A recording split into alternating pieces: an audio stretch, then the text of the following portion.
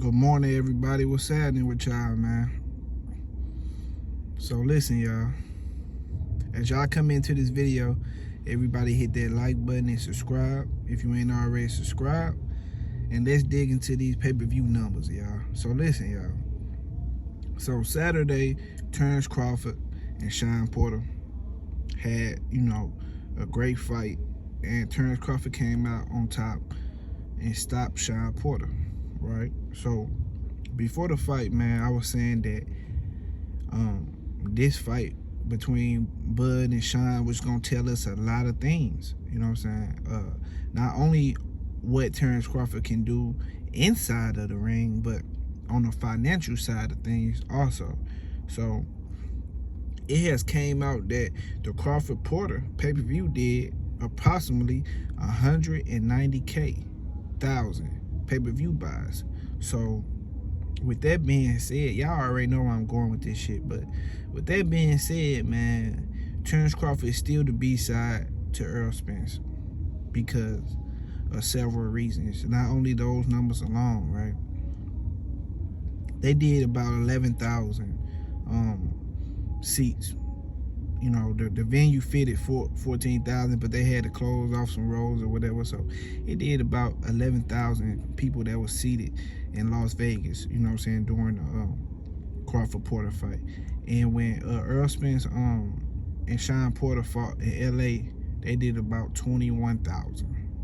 They sold out or whatever, right? So what I'm trying to tell the illiterate niggas in the back is that Bud is still the B-side to Errol Spence Jr. Period. You know what I'm saying? I just want to see this fight at the end of the day, and this shit happening next. So it don't really matter what nobody say. The shit gonna happen next. I'm sure they gonna figure out all this little shit in the back. You know what I'm saying? They tell Bud what's his numbers, and let's do the math real quick. If Errol Spence did 350K versus Shawn Porter, right, and sold about 10,000 more seats also, right? You remember, Shawn Porter can't sell out a family dinner. You know what I'm saying? Don't forget about what Errol Spence told Shawn Porter, you know what I'm saying, face to face and all that type of shit.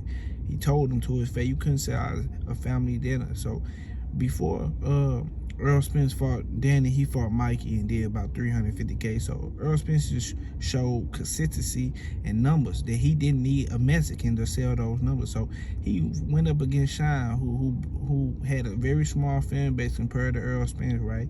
And did the same numbers, which showed he sold those numbers in the Mikey Garcia fight. So Mikey ain't had shit to do with none of that shit, right? He only, so, because Errol Spence got Mexican fan, got all that shit, whatever. So Mikey ain't really do shit because Errol Spence showed he did those numbers consistently. And after that fight, Mikey fought Jesse Vargas after he fought the little exhibition match or whatever. He fought Jesse Vargas, and he fought in Frisco, Texas at the training facility. If he was so big, he was supposed to fight at Dallas Cowboy Stadium, you know what I'm saying, again. So we know that's bullshit, you know what I'm saying. It's crazy. I'm speaking fast. All this shit cancel each other out. You know what I'm saying? I'm not making shit up. This shit facts, bro. So Mikey ain't do shit, right? So Errol Spence did those numbers, right? So let's do the math for the literate niggas again. What's 350 minus 190? You know what I'm saying? So add those numbers up, right? And you see that Errol Spence almost did double. Almost. About 40, 50K from double of what Bud did. You know what I'm saying? This was Bud's highest selling pay-per-view he ever did, because previously he did about 125, and before that he did about 90K. So he's been going on an upward trajectory with the pay-per-view numbers as he's been getting better with the opponents or whatever. Errol Spence has been consistent with his numbers throughout whoever he fights. Mikey, Danny, and Shawn all did about 350K. So he's showing he can pull these certain amount of numbers on a consistent basis. So Bud is still the B-side, but look, Bud got to look at this shit on the brighter side, right? If Bud would have stayed with Bob Arum, right? If he would have stayed with Bob Earl and took the 40% from Errol Spence, and then turn around and had to give Bob 30% of his shit, and then turn around and pay taxes, then turn around and pay Bo Mac manager fees, trainer fees, you know, a nigga would have came with a low amount on his biggest fight in his fucking career. He wouldn't have came up on shit. So now that he done with Bob Earl, told Bob Earl kick fucking rocks. Fuck off somewhere. Told him kick rocks.